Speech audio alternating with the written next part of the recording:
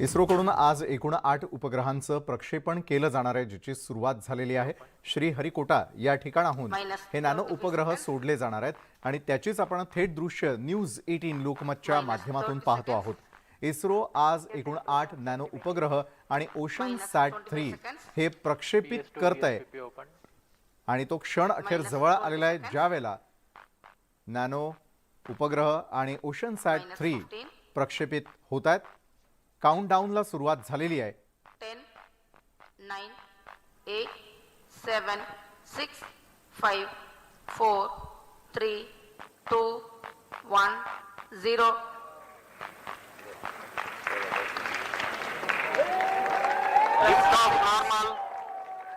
There's the textbook liftoff of PSL C-54-06 mission. सफलतापूर्ण उत्थापन PSLV C-54 बहुत ही रोमांचक क्षण उपग्रह आणि जो लोग यहाँ उपस्थित हैं प्रक्षेपण पार पडलेले यशस्वीरित्या आता पृथ्वीच्या कक्षेबाहेर जाण्यासाठी ते तयार झाल्याचंही आपल्याला पाहायला मिळत आहे। आकाशाच्या दिशेने ते झेपावलेलं होतं आणि श्रीहरिकोटा येथून हे सॅटेलाइट बरोबर ठरलेल्या वेळेप्रमाणे आता प्रक्षेपित झालेलं आहे। त्या ठिकाणाहून त्याचं लॉन्चिंग यशस्वीरित्या झाल्याचं आपण दृश्यांच्या माध्यमातून यावेळी पाहतोय। श्रीहरिकोटा या ठिकाणाहून अनेक वेळा प्रक्षेपण पार पडत असतं आणि आजही पुन्हा एकदा इस्रोनं या ठिकाणाहून तब्बल 8 नॅनो उपग्रह आणि ओशन सॅट 3 प्रक्षेपित केलेला आहे। तर श्रीहरिकोटा या ठिकाणाहून प्रक्षेपणाला सुरुवात झाल्यानंतर उपग्रह ज्यावेळेला वरच्या दिशेला झेपावलेले असतात आणि त्यानंतर खऱ्या अर्थाने त्याचा प्रवास जो तो सुरू झालेला असतो। यापूर्वी झालेलं संशोधन आणि या संशोधनाच्या माध्यमातून थेटपणे इस्रोनं आज 8 नॅनो उपग्रह आणि ओशन सॅट 3चं प्रक्षेपण यशस्वीरित्या केलेलं आहे। तर अगदी काही क्षणामध्ये पृथ्वीच्या या संपूर्ण परिसरातून ते थेटपणे बाहेर झेपावलं जाताना आपल्याला पाहायला मिळणार आहे। श्रीहरिकोटा या ठिकाणाहून झालेल्या प्रक्षेपणाची थेट दृश्य केवळ न्यूज 18 लोकमतच्या माध्यमातून आपण यावेळेला पाहतोय।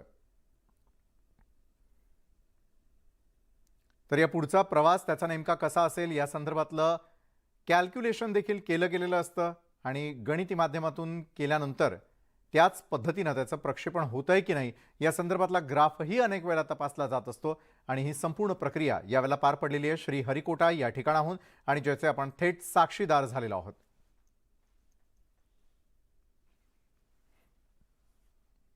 आणि त्यानंतर कोल्हापूरमधून एक मोठी बातमी समोर येते। सीमा भागामध्ये एसटी सेवा पूर्ववत सुरू झालेली आहे। कोल्हापूर मध्यवर्ती बस स्थानकामधून कर्नाटककडे एसटी सेवा पूर्ववत सुरू झाली आहे। कोल्हापूरहून बेळगाव निपाणीकडे जाणारी एसटी सेवा सुरू झालेली आहे आणि त्याचबरोबर बेळगावकडून कोल्हापूरकडे येणारी बस सेवाही सुरू झाली आहे। शिवसेनेच्या आंदोलनानंतर सीमा भागात कालपासून बस सेवा बंद करण्यात आलेली होती, कारण तणावाचं वातावरण निर्माण झालेलं होतं। बसवराज बोम्मई यांनी केलेल्या वक्तव्यानंतर बसवराज बोम्मईंच्या वक्तव्याचा निषेध करण्यासाठी थेटपणे कर्नाटकातून आपल्या सीमा भागात आलेल्या बसेसवरती काळापासून त्या ठिकाणी निषेध व्यक्त करण्यात आलेला होता। ज्ञानेश्वर साळोखे आमचे प्रतिनिधी या संदर्भात अधिक माहिती देतात। ज्ञानेश्वर, आंदोलनानंतर सीमा भागात तणाव निर्माण झालेला होता, कालपासून बस सेवा बंद होती, मात्र ती पूर्वपदावरती येणार आहे, पूर्ववत सुरू झाल्याचं कळतंय, काय अपडेट्स देत आहे? कर्नाटकच्या मुख्यमंत्र्यांच्या बेताल वक्तव्यामुळे सीमा भागामध्ये तणाव वाढला होता आणि कोल्हापूरमध्ये सुद्धा उद्धव ठाकरे गटाच्या शिवसैनिकांनी आंदोलन करत कर्नाटकच्या बसेसना टार्गेट केलं होतं आणि त्यामुळे दोन्ही राज्यात होणारी आंतरराज्य बस सेवा आहे ती बंद करण्यात आली होती। काल दुपारपासूनच ही सेवा पूर्णपणे बंद झाली होती, त्यामुळे सीमा भागात ये जा करणाऱ्या प्रवाशांचे मोठ्या प्रमाणात हाल सुरू होतं।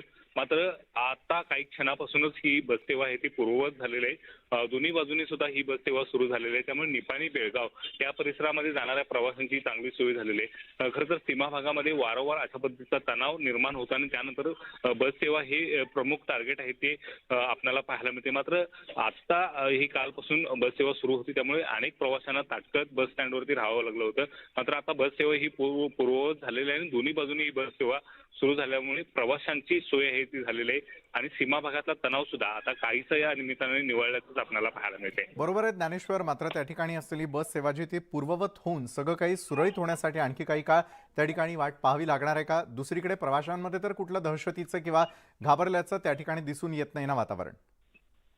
सीमा भागामध्ये या निमित्तानं काहीसा तणाव दिसून येते. मात्र आताची जी परिस्थिती आहे त्यानुसार काहीसा तणाव हा निवळल्याचं पाहायला मिळते. कारण बस सेवा हे प्रामुख्याने सुरू दोन्ही राज्यातली सुद्धा झालेली आहे आणि निपाणी बेळगाव या परिसरामध्ये त्याचे पडसाद उमटत असतात. कोल्हापूरमध्ये सुद्धा सीमा भागातल्या तणावाची पडसाद उमटत असतात. मात्र सध्या पाहायला गेलं तर तशा पद्धतीची कोणतीही परिस्थिती नाही आणि त्यामुळे दोन्ही राज्यांनी परिवहन विभागानं संपर्क साधूनच दोन्ही बाजूची सेवा आहे ती पूर्ववत आहे ती सुरू केल्याचं आपल्याला पाहायला मिळते. नक्कीच धन्यवाद आपण दिलेल्या सविस्तर माहितीसाठी ज्ञानेश्वर. तर कोल्हापूर मध्यवर्ती स्थानकामधून बस रवाना झालेल्या आहेत. मात्र सांगली या ठिकाणच्या बस सेवा ज्या आहेत त्या अजूनही पूर्ववत झाल्या नसल्याचं कळत आहे. दरम्यान कर्नाटक सीमा प्रश्न चांगलाच तापलेला असून कर्नाटकच्या बस या महाराष्ट्रात येत नाहीत तर महाराष्ट्रातल्या बस कर्नाटक सीमेपर्यंतच जात असल्याचं महाराष्ट्र एसटी महामंडळानं देखील सांगितलेलं आहे. तर संपूर्णपणे जी आहे ती बस सेवा पूर्ववत होण्यासाठी सांगली या ठिकाणाहून अजूनही वेळ लागणार असल्याचं कळतंय. कारण दुसरीकडे सध्या सुरू असलेला सीमावाद, बसवराज बोम्मई यांनी केलेली वादग्रस्त वक्तव्य, त्याचे उमटलेले पडसाद आणि त्यानंतर सीमा भागामध्ये पुन्हा निर्माण झालेला तणाव, मात्र सांगली या ठिकाणाहून बस सेवा पूर्ववत झालेली नसल्याचे यावेळचे अपडेट्स आहेत. कर्नाटकचे मुख्यमंत्री बोम्मईंनी केलेल्या वक्तव्यानंतर दौंड शहरामध्ये मराठा महासंघाच्या वतीनं कर्नाटक एसटीवरती जय महाराष्ट्र आणि जाहीर निषेध असं लिहिलेलं आंदोलन केलं गेलेलं होतं आणि त्यामुळे दौंडमधील आंदोलकांवरती दौंड पोलिसात गुन्हा दाखल करण्यात आलेला आहे. कर्नाटकचे मुख्यमंत्री बसवराज बोम्मई यांनी वक्तव्य केल्यानंतर दौंड शहरामध्ये मराठा महासंघाच्या वतीनं कर्नाटक महामंडळाची एसटीवरती जय महाराष्ट्र आणि जाहीर निषेध अशा प्रकारचं आंदोलन करण्यात आलेलं होतं. त्यामुळे दौंडमधील आंदोलकांवरती दौंड पोलीस ठाण्यामध्ये गुन्हा दाखल करण्यात आल्याची या क्षणाची मोठी बातमी आपण यावेळेला पाहतोय.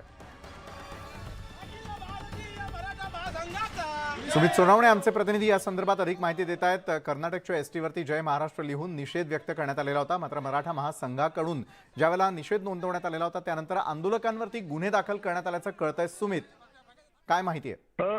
5 ते 6 आंदोलकांवर गुन्हे दाखल करण्यात आलेले आहे आणि ते आंदोलक होते मराठा महासंघाचे कार्यकर्ते. त्यांनी दौंड शहरामधून जाणाऱ्या निपाणी औरंगाबाद या एसटीच्या थांबून त्या एसटीला जाहीर निषेध त्या एसटीवर लिहिलं होतं आणि त्याच कारणाने त्यांच्यावर गुन्हा दाखल करण्यात आलेला आहे. त्यांच्या या सगळ्या पोलिसांकडून सांगण्यात आलेलं आहे की बेकायदा जमवून सार्वजनिक मालमत्तेचे विपदरीकरण केलं आणि जमावबंदीचे आदेश मोडले म्हणून त्यांच्या विरोधात गुन्हा दाखल करण्यात आलाय. मात्र या गुन्हा दाखल केल्यानंतर मराठा महासंघाने आता आक्रमक होण्याचा इशारा देखील दिलेला आहे आणि त्यांनी तशा प्रकारे प्रशासनाकडे ते त्यांचे म्हणणं देखील मांडणार आहे. त्यामुळे एकंदरीतच जे काही कर्नाटक सीमा वाद सध्या सुरू आहे त्या वादावर आता दौंडमध्ये देखील त्याचे पडसाद पडायला सुरुवात झालेली आहे.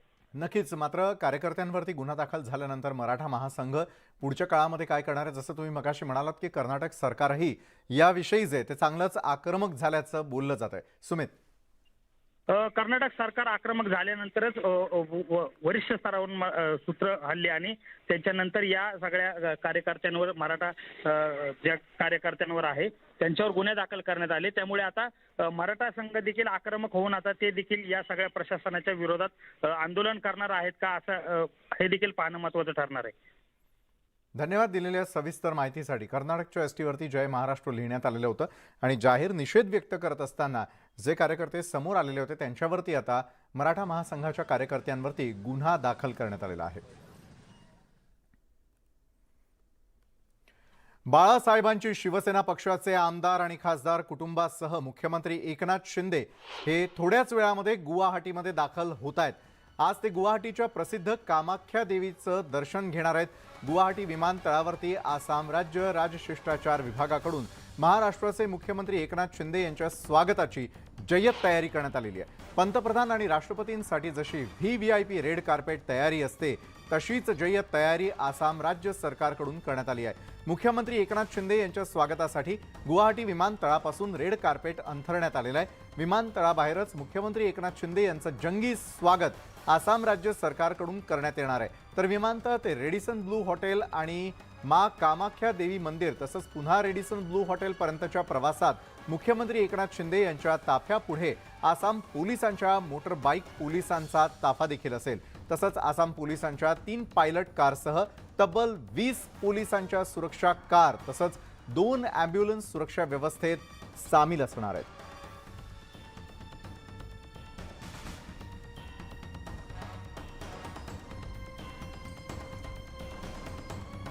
थेटपणे गुवाहाटीमध्ये सत्तानाट्यानंतर पुन्हा एकदा सगळ्या आमदार खासदारांसोबत राज्याचे मुख्यमंत्री एकनाथ शिंदे हे अगदी काही क्षणामध्ये त्या ठिकाणी दाखल होत आहे.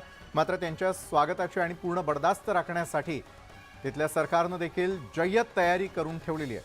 त्यांच्या ताफ्यामध्ये अनेक प्रकारची सुरक्षा व्यवस्था आणि त्याचबरोबर ज्या प्रकारे राष्ट्रपतींच्या येण्याआधी रेड कार्पेट अंथरण्यात आलेला असतो तशाच प्रकारची तयारी ही गुवाहाटीमध्ये एकनाथ शिंदे आणि त्यांच्या सर्व आमदार खासदारांच्या स्वागतासाठी जय्यत तयारी करण्यात आलेली आहे.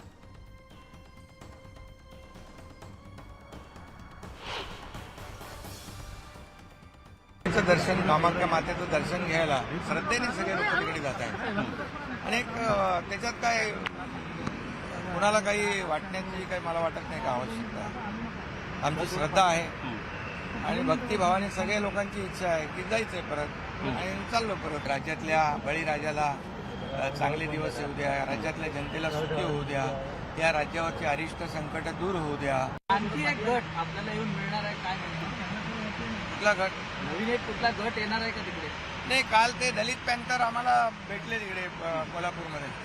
दलित पॅन्थरचे सुखदेव सोनवणे यांनी देखील बाळासाहेबांच्या शिवसेनेला पूर्ण समर्थन पाठिंबा दिलाय.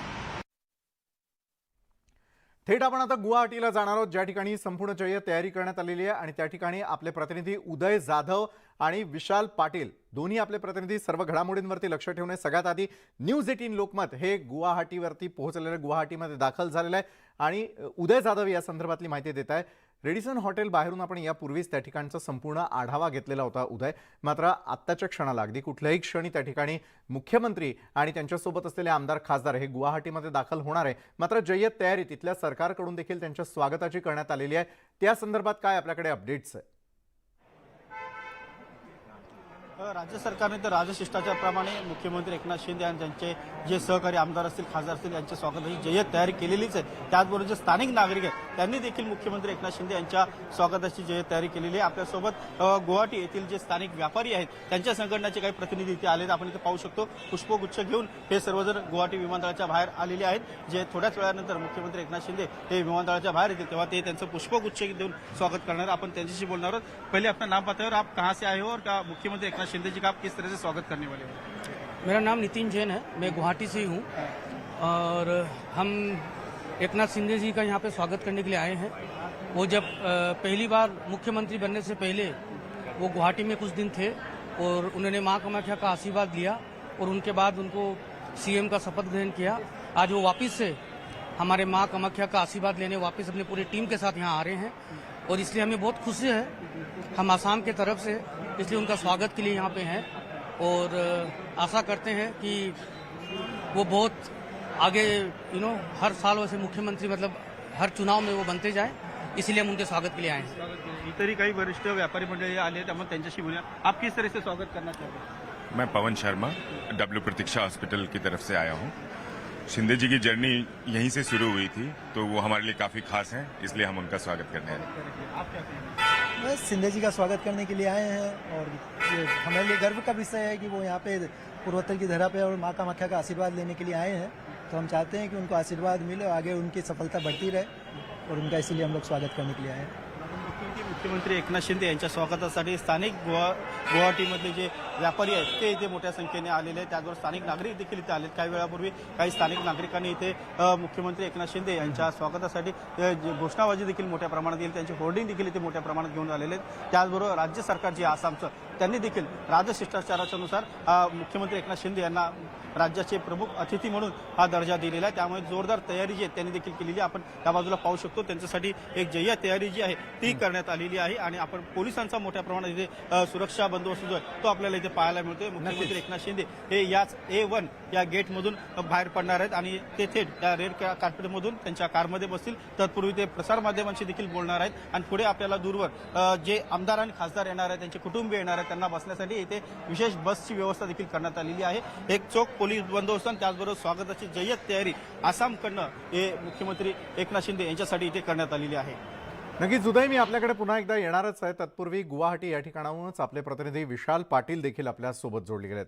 विशाल, उदय यांनी त्या ठिकाणी असलेले जे व्यापारी आलेले आहेत, जे स्वागत करण्यासाठी खास करून दाखल झालेले आहेत, त्यांच्याशी ओळख करून दिली, त्यांच्या प्रतिक्रिया घेण्याचा प्रयत्न केला. तर दुसरीकडे अगदी काही क्षणांपूर्वी आपण देखील सर्वसामान्य जनता जी आहे तिथली, तर मुख्यमंत्र्यांचे पोस्टर्स हातामध्ये घेऊन त्यांच्या स्वागतासाठी सज्ज असल्याचं पाहायला मिळत होतं आणि युवकांचा त्यामध्ये खास करून समावेश असल्याचं दिसतंय. का एवढी उत्सुकता गुवाहाटीच्या नागरिकांमध्ये मुख्यमंत्री आणि त्यांच्या सहकाऱ्यांच्या बाबतीतली? नक्कीच विशाल, आपण जर पाहायला गेलं तर एकतर आसाम सरकारनं मुख्यमंत्री एकनाथ शिंदे यांना राज्याचा प्रमुख पाहुणा हा दर्जा दिलेला आहे. त्या पद्धतीनं तयारी सुद्धा जी आहे ही आपल्याला विमानतळावरती पाहायला मिळते. विमानतळावरती आता आसाममधील नागरिक असतील, आसाममधील वेगवेगळ्या संघटना असतील, ह्या आता मुख्यमंत्री एकनाथ शिंदे यांच्या स्वागतासाठी येताना पाहायला मिळत आहेत. आणि आसाममधील गुवाहाटीमध्ये जे शहर आहे, या शहरातील नागरिकांची एकच मत आहे की हिंदुत्वाची एकनाथ शिंदे यांनी भूमिका घेतली, ती आम्हाला आवडली, आम्ही हिंदुत्वाच्या बाजूने आहोत, म्हणून आम्ही एकनाथ शिंदे यांच्या स्वागतासाठी आलेलो आहोत, अशा पद्धतीची प्रतिक्रिया जी आहे ती येथील नागरिक देत आहेत. आत्ता आपण जर एअरपोर्टवरची परिस्थिती पाहायला गेली तर नागरिक जे आहेत ते एका बाजूला थांबलेले आहेत, कारण का सुरक्षेच्या कारणास्तव पोलिसांनी नागरिकांना बाजूला केलेलं आहे. मात्र सुरक्षा जर आपण पाहायला गेली तर आसाम पोलिसांकडनं सुरक्षा जी आहे ही कडेकोट तैनात करण्यात आलेली आहे. रेड कार्पेट जे आहे हे या विमानतळाच्या इथे अंतरण्यात आलेलं आहे.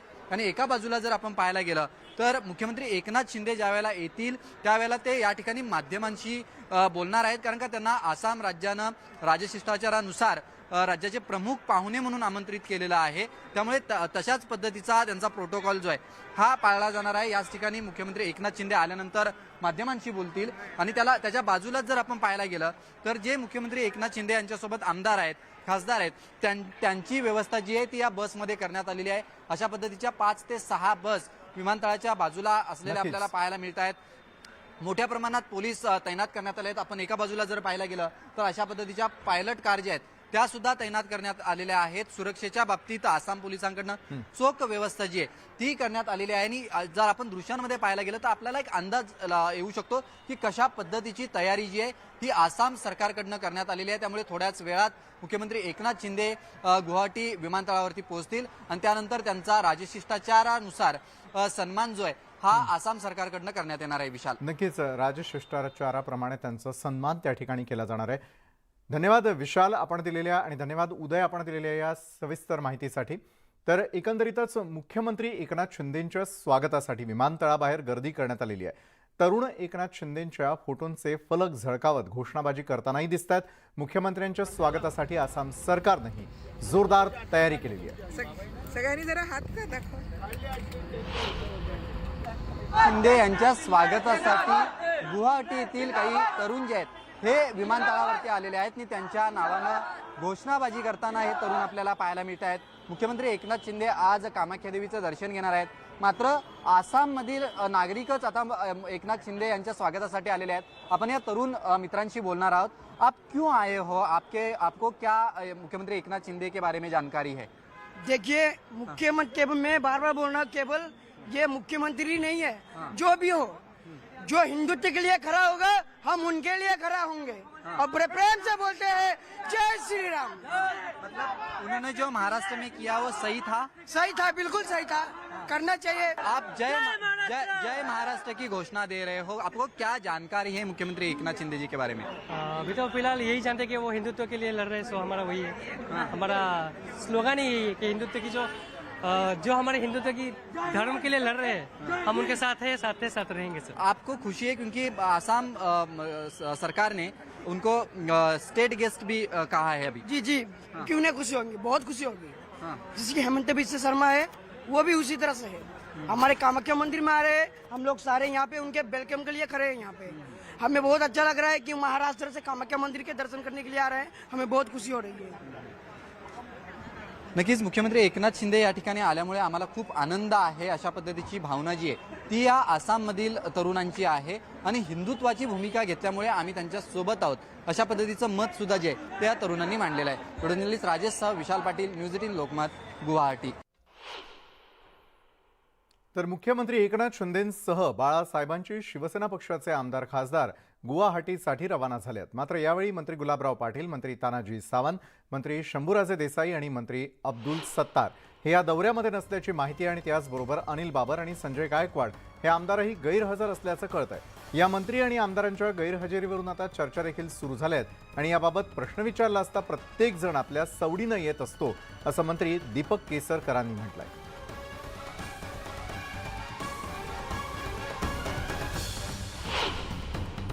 प्रत्येकजण आपल्या सवडीने येत असतो. अचानक हा दौरा ठरलेला होता. आसामच्या मुख्यमंत्री महोदयांना निमंत्रण दिलेलं होतं. प्रत्येकाला ती वेळ सोयीची असेल असं नाही. आम्हाला सुद्धा परवाच्या दिवशी कळलं. आमचे सुद्धा आजचे कार्यक्रम होते. सगळे कार्यक्रम रद्द करायला लागले आणि आम्ही जातो. गुवाहाटीचा दौरा म्हणून नाही आलो. मी पहिले यांना तारीख दिली होती. त्या ऑर्गनायझर जे काही लोक आहेत ज्यांनी व्यवस्था केलेली आहे, जे काही बांधव अनेक वर्षापासून कृषी प्रदर्शन भरवतात, त्या ठिकाणी कृषी मंत्र्यांनी जायला पाहिजे. मी इथून तर अजून विचार करतोय की सकाळच्या विमाने वेळ पडली तर नागपूरला जायचंय मला. नागपूरमधली बी तिथची गडकरी साहेबांचा मोठा प्रदर्शन त्या ठिकाणी त्यांनी भरवलेला आहे. सर्व ठिकाणी ज्या ज्या ठिकाणी आवश्यक असलं त्या त्या ठिकाणी मी जातो. 1 जानेवारीच्या फेस्टिवलची तयारीसाठी मी सिल्लोडला चाललो आणि माझ्याकडे 1 तारखेला कृषी प्रदर्शन आहे. त्याच्यासाठी काही लोकांना बोलवलंय, अधिकाऱ्यांना बोलवलंय, बाकीचे काम आहे. याच्यामध्ये कुठेही कोणताही आमच्या आमदाराची, मंत्र्याची नाराजगी नाही. गुवाहाटी दौऱ्यावरती निघालेले मंत्री उदय सामंत यांनी येताना आमच्याबरोबर जास्त लोक असतील असं म्हणत मोठा गौप्यस्फोट केला. त्यांच्या या विधानामुळे शिवसेना बाळासाहेब ठाकरे पक्षातील आणखी काही जण बाळासाहेबांची शिवसेना पक्षात येण्याची शक्यता आहे का, अशी देखील चर्चा सुरू झाली आहे.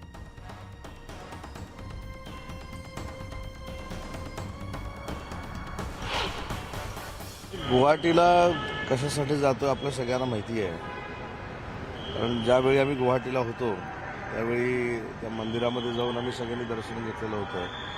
आणि एखादी चांगली गोष्ट घडल्यानंतर परत त्या ठिकाणी जाऊन दर्शन घेणं काही चुकीचं आहे असं मला वाटत नाही. परंतु या कामाख्याला जात असताना काही मंत्री आणि आमदार देखील गैरहजर राहणार असल्याची माहिती आहे. त्यांची कारणं काय आहेत सर? कारण की अनेक चर्चांना उधाण येतं. चर्चांना काही उदाहरण असू दे. आम्ही सगळे एक संघ आहोत.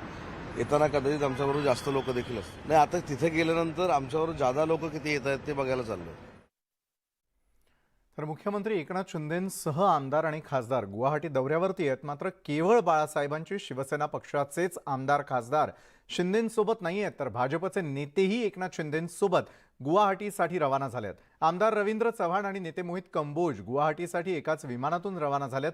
सत्तांतरावेळी जेव्हा शिंदे आमदारांसह गुवाहाटीला गेले होते तेव्हाही मोहित कंबोज यांच्या सोबत गुवाहाटीला गेलेले होते. या दौऱ्यावेळीही मोहित कंबोज सोबत आहेत.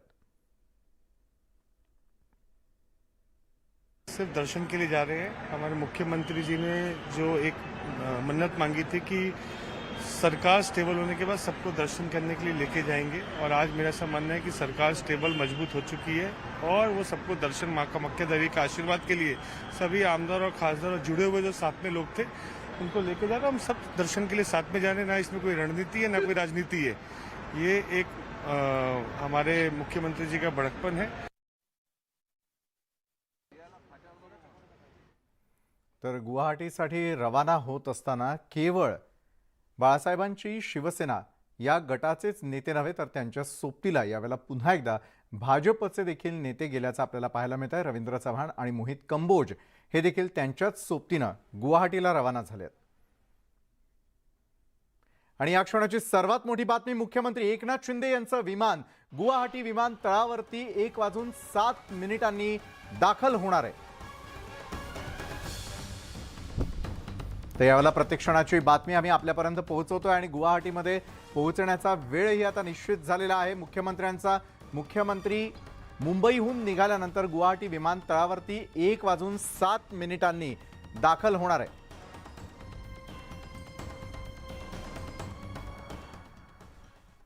मुख्यमंत्री एकनाथ शिंदेंसह बाळासाहेबांचे शिवसेना पक्षाचे आमदार गुवाहाटीला जाणार आहेत आणि या दौऱ्यावरून विरोधकांकडून शिंदेंच्या पक्षावरती देखील टीका केली जाते. त्याला भाजपचे प्रदेशाध्यक्ष बावनकुळेंनी जोरदार प्रत्युत्तर दिलंय.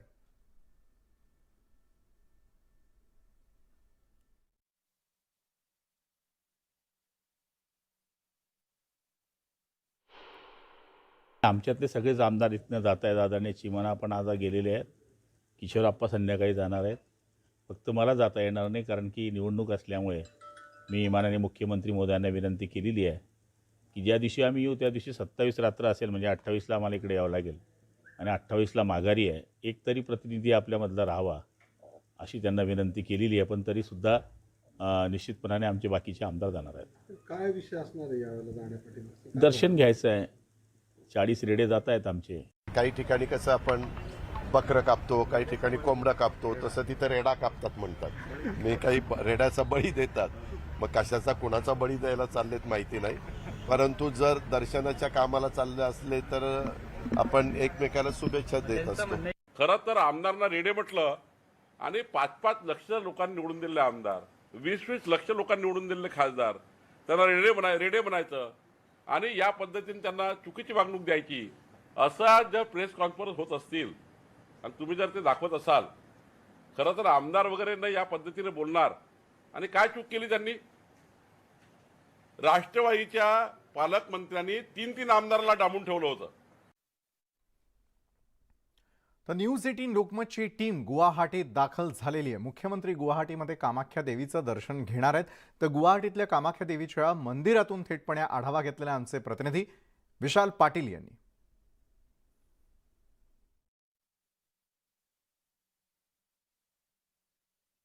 एक्कावन्न शक्तिपीठांचं महापीठ म्हणून कामाख्या देवी मंदिर ओळखलं जातं. त्याच मंदिराच्या मी परिसरात आहे. याचं कारण म्हणजे उद्या राज्याचे मुख्यमंत्री एकनाथ शिंदे आणि त्यांच्यासोबत असलेले 40 आमदार कामाख्या देवीचं दर्शन घेणार आहेत. आता मी या मंदिराच्या परिसरात आहे. जवळपास कामाख्या देवीच्या वेगवेगळ्या रूपातली 10 मंदिरं जी आहेत ही या परिसरात आहे. ज्या वेळेला महाराष्ट्र राज्याचं सत्तांतर झालं त्यावेळेला सुद्धा एकनाथ शिंदे यांच्यासोबत 40 आमदारांनी कामाख्या देवीचं दर्शन जे आहे हे घेतलं होतं. आणि राज्यात शिंदे फडणवीस सरकार आल्यानंतर आता मुख्यमंत्री एकनाथ शिंदे आणि त्यांच्यासोबत असलेले 40 आमदार पुन्हा एकदा कामाख्या देवीच्या दर्शनासाठी येणार आहेत.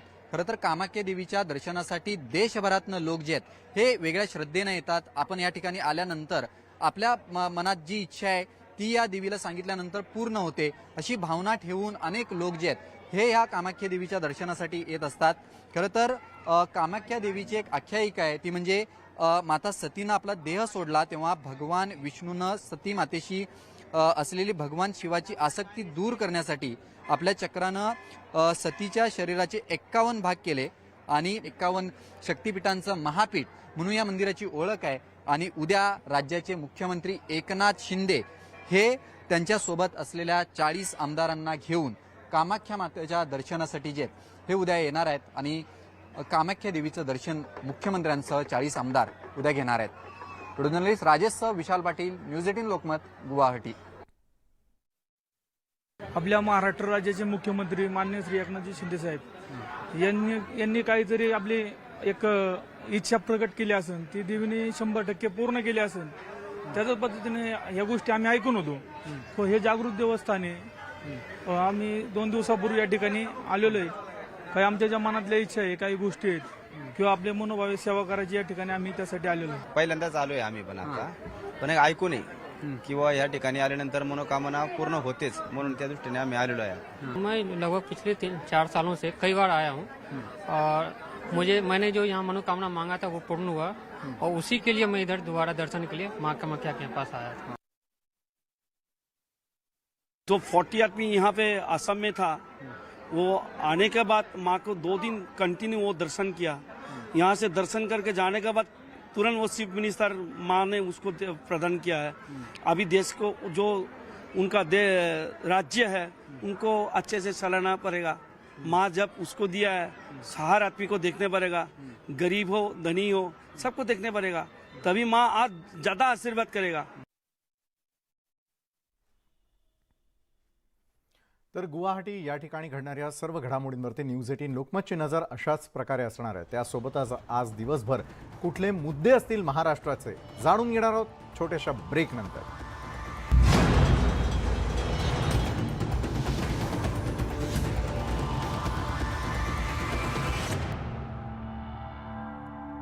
ब्रेक नंतर आपण पाहताय मुद्दा महाराष्ट्राचा. बुलडाणा जिल्ह्यामधील चिखली शहरामध्ये आज उद्धव ठाकरेंची तोफ धडाडणार आहे. शेतकऱ्यांसाठी आयोजित या मेळाव्यात उद्धव ठाकरे नेमकं काय बोलणार याकडे सर्वांचं लक्ष लागून आहे. बुलढाण्यातून मोठी बातमी. बुलढाण्याच्या चिखलीमध्ये आज मुख्यमंत्री गुवाहाटीला गेल्यानंतर त्याच विषयावरती उद्धव बोलतात का, ठाकरे आज नेमकं काय बोलणार याकडे सगळ्यांचं लक्ष लागलंय.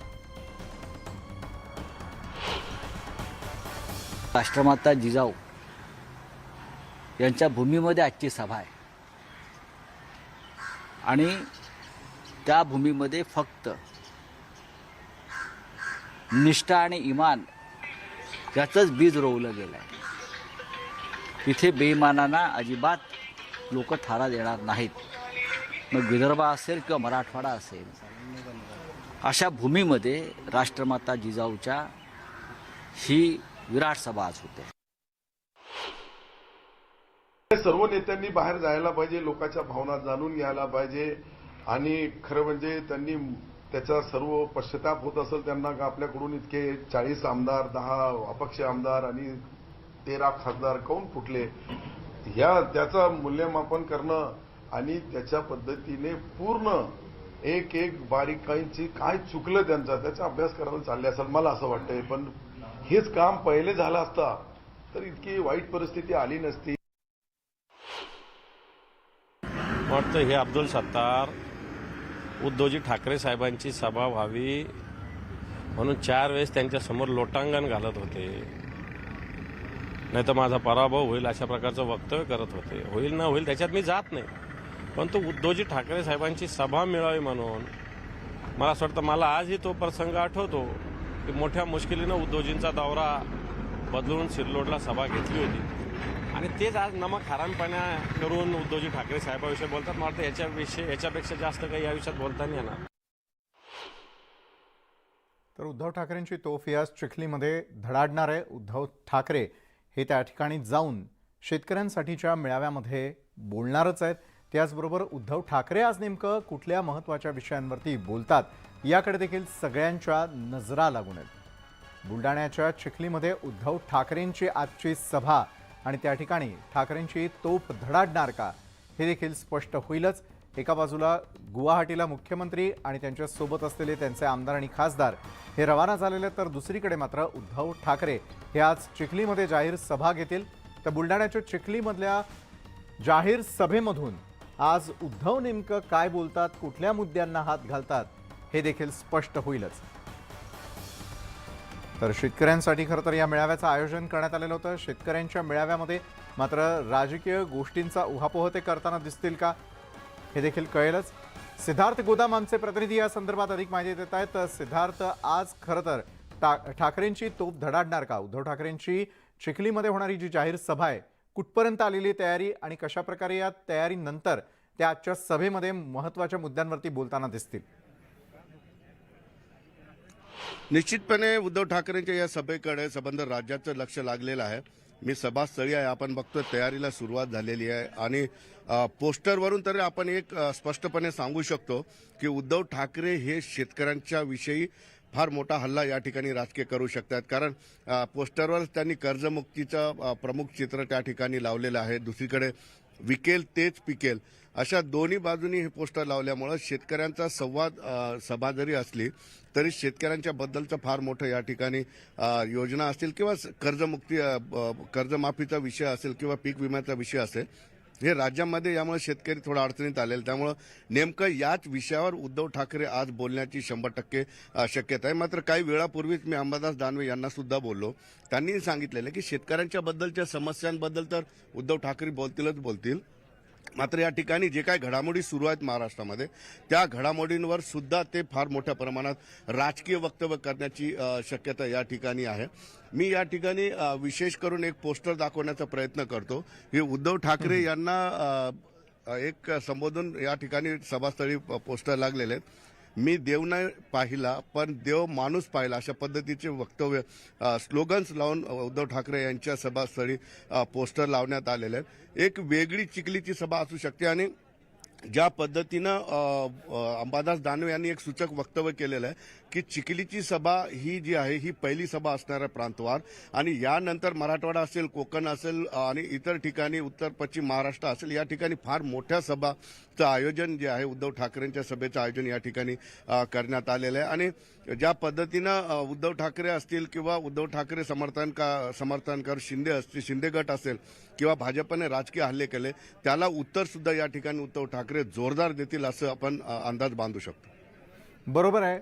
मात्र आज किती वाजता आणि कशी ही सभा सुरू होते, यामध्ये खरोखरच उद्धव ठाकरेंची तोप धडाडणार का, या सर्व घडामोडींवरती आमचे प्रतिनिधी आणि न्यूज 18 लोकमत सातत्यानं लक्ष ठेवून नसणारच आहे. धन्यवाद आपण दिलेल्या या सविस्तर माहितीसाठी. शिवसेनेसोबत केलेल्या युतीमुळे राज्यात भाजप वाढली नाही, असं वक्तव्य केंद्रीय मंत्री रावसाहेब दानवेंनी केलंय. 25 ते 30 वर्ष निवडणूक लढवायला मिळाली नाही, मग पक्ष कसा वाढेल असा सवाल त्यांनी केला. निवडणुका वेळेवरती होतील, मात्र उद्याच निवडणूक आहे असं समजून कामाला लागा, असा सल्लाही त्यांनी कार्यकर्त्यांना दिलाय. परभणीतल्या गंगाखेडमध्ये कार्यक्रमात ते बोलत होते.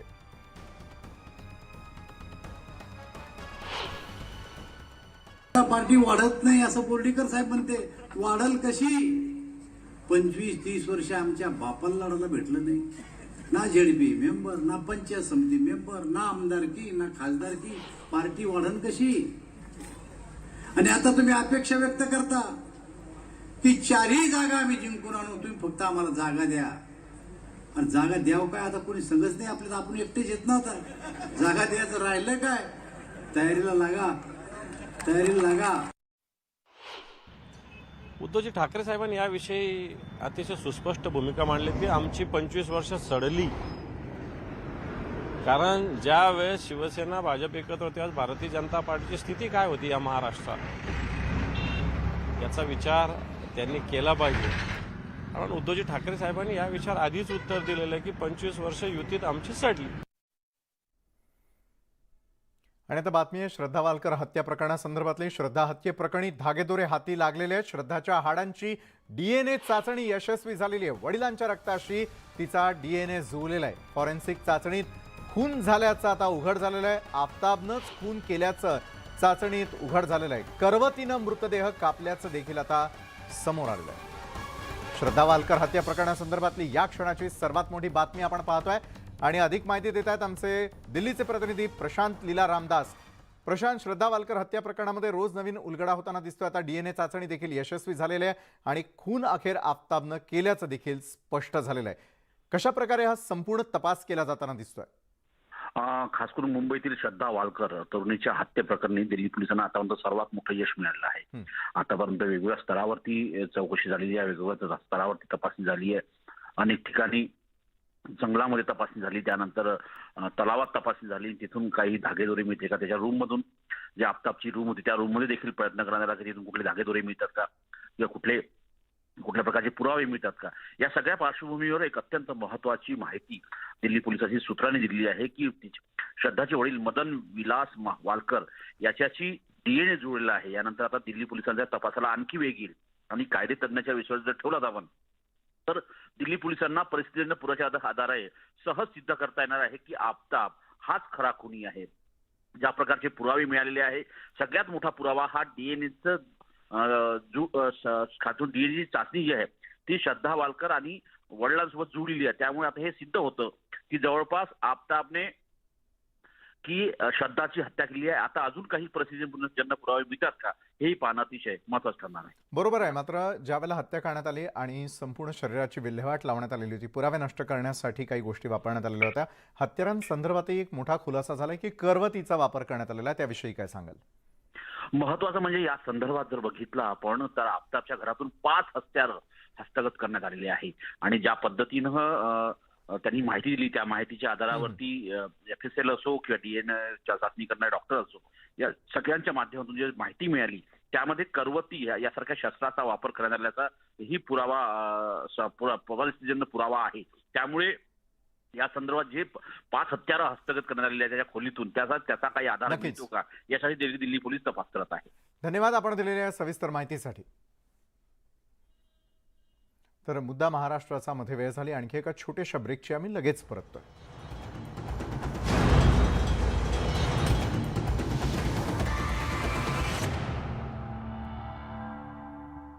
ब्रेकनंतर आपल्या सगळ्यांचं पुन्हा एकदा स्वागत. छत्तीसगडच्या बिजापूर जिल्ह्यामध्ये सुरक्षा दलाचे जवान आणि माओवाद्यांमध्ये चकमक झाली आहे. या 3 माओवाद्यांना कंठस्नान घालण्यात आलं. मिरतूर लगतच्या पोमरा जंगलात ही चकमक झालेली असून मोठ्या प्रमाणात शस्त्रसाठाही जप्त करण्यात आलाय. तर अद्यापही या ठिकाणी माओवादी विरोधी अभियान सुरूच आहे.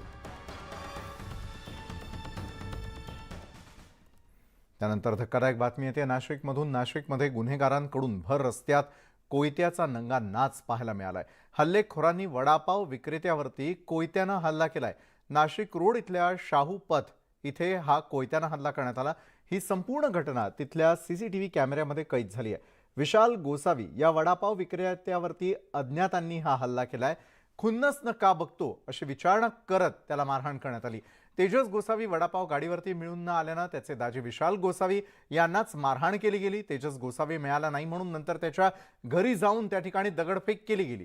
नाशिक रोड पोलीस ठाण्यात गुन्हा दाखल करण्यात आलेला आहे. संशयित आरोपींचा शोध सुरू आहे.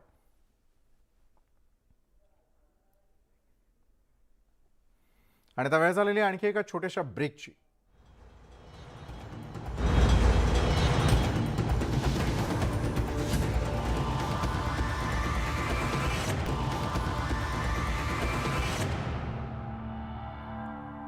ब्रेकनंतर आपण पाहताय मुद्दा महाराष्ट्राचा आणि या क्षणाला मोठी बातमी येते नाशिकमधून. कारण नाशिकमध्ये मॅजिक बॉल गिळल्यानं एका बालकाचा मृत्यू झाल्याची मोठी बातमी येते.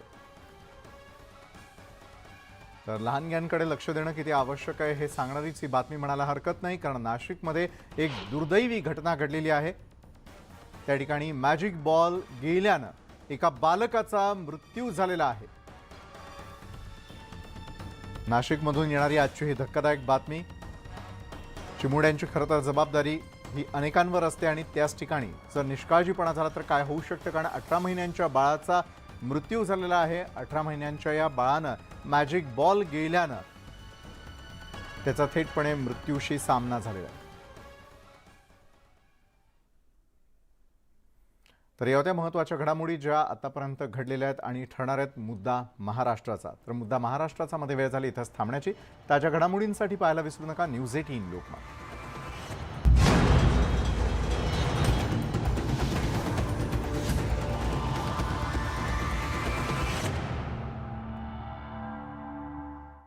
मिळालाय